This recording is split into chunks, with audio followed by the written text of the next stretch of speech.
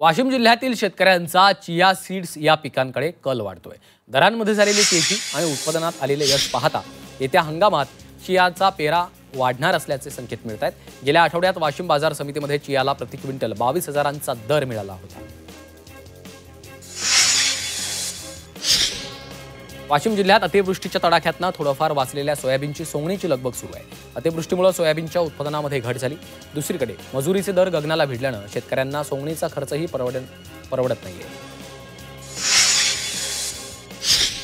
अमरावतीच्या चांदूर बाजार तालुक्यातील जसापूरच्या शेतकऱ्यांना अतिवृष्टीमुळे खराब झालेल्या सोयाबीनवर रोटावेटर्स फिरवलाय। शेतकरी अभिजित पोहोकार यांनी सोयाबीनला शेंगा नाहीये, त्यामुळे उत्पन्नच होत नसल्याचं संतापून रोटावेटर फिरवलेलं आहे। पीक नष्ट करून त्यांनी सरकारचा निषेध व्यक्त केला। सोबतच सरकारनं हेक्टरी 50,000ची मदत द्यावी अशी मागणी केली।